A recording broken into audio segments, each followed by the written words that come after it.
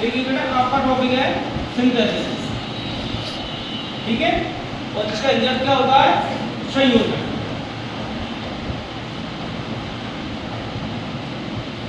ठीक है, अगर इसको हम सरल शब्दों में कहें संयोजन का अर्थ क्या होता है,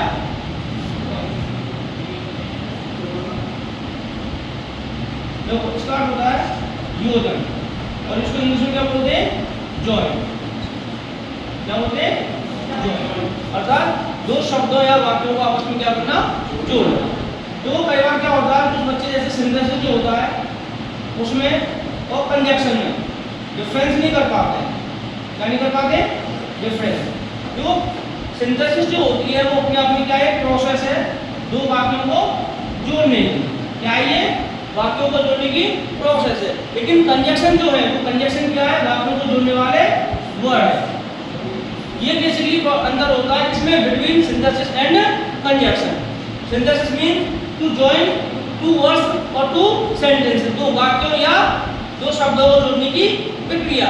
लेकिन जो कंजक्शन होता है, these are only words which join two words, यानी ये केवल वे शब्द हैं जो दो वाक्यों या शब्दों को जोड़ने का कार्य करते हैं। आगे बात समझ में। अगर हम सिंथेसिस के बारे में यदि इसकी बात करें कि किस चीजों को जोड़ते हैं, तो बेटा ध्यान रखना सिंथेसिस के दौरान क्या जोड़ेंगे, सेंटेंसेस। क्या जोड़ेंगे, सेंटेंसेस। और जब हम सेंटेंसेस की बात करते हैं तो देखो ये तीन प्रकार के होते हैं। कितने प्रकार के, तीन प्रकार के। सिंपल, ठीक है, जिसको हिंदी में बोलते हैं सरल वाक्य। क्या बोलते हैं, सरल वाक्य। ठीक है, विस्तार से कितने बार में पढ़ेंगे। और दूसरा होता है कंपाउंड, जिसको हिंदी में क्या बोला जाता है, संयुक्त वाक्य।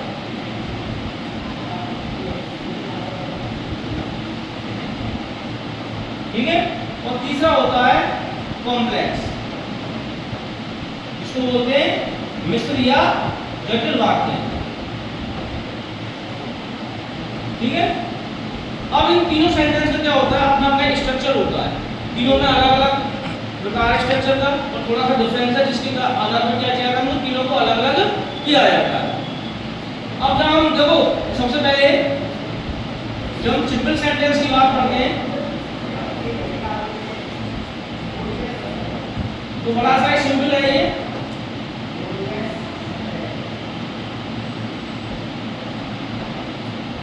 देखो सिंपल सेंटेंस में वो सेंटेंस होता है, जैसे एग्जांपल है राम ईट्स अ मैंगो। ठीक है, राम ईट्स अ मैंगो। अब इसमें राम क्या है, यहाँ पर राम क्या है हमारा, यहाँ पर सब्जेक्ट। ठीक है, और ईट्स क्या है हमारी वर्ब है, ईट्स क्या है हमारी वर्ब। अब बेटा यदि हम एक बात देखें तो ये बात ध्यान से देखना, ये जो ईट्स वर्ब है, यदि यहाँ पर राम की जगह क्या होता, आई होता, तो यहाँ पर ईट की जगह, ईट्स की जगह क्या हो जाता, ईट। ईट होता कि नहीं होता। तो ऐसी वर्ब जिनके ऊपर किसका, देखो ये क्या है, पर्सन है, ये क्या है, ये पर्सन।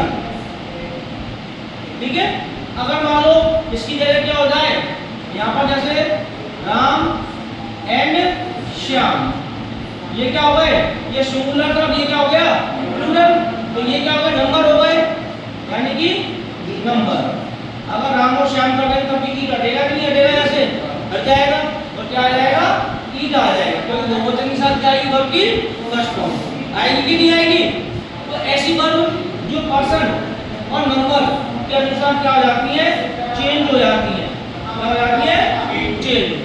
बेटा उनको बोलते हैं फिनिट वर्ब। क्या बोलते हैं, फिनिट वर्ब। क्लियर।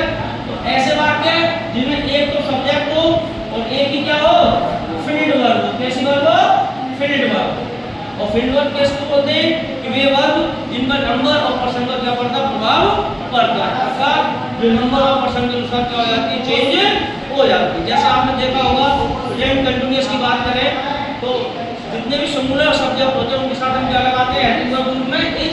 लेकिन जैसे हमारा सब्जेक्ट आई होता है तो हम क्या लगाते हैं, एन। लगाते हैं नहीं लगाते। यदि हम इंडेफिनिट की बात करें तो सिंगुलर के साथ वर्ब की फर्स्ट फॉर्म फर्स्ट फॉर्म। तो ऐसी बार जो नंबर ऑफ पर्सन के अनुसार क्या हो जाए चेंज हो जाए, क्या क्या दिया फिनिट वर्ब। और ऐसे बात के जिनमें एक ही सब्जेक्ट और एक ही फिनिट वर्ब हो, जैसे सेंटेंस कहलाते हैं सिंपल सेंटेंस। तो क्या डेफिनेशन बनेगी कि वे वाक्य जिनमें एक तो क्या हो सब्जेक्ट हो, क्या हो सब्जेक्ट, और एक ही क्या हो फिनिट वर्ब हो, क्या कहलाते हो सिंपल सेंटेंस कहलाते हैं। जैसे आई एम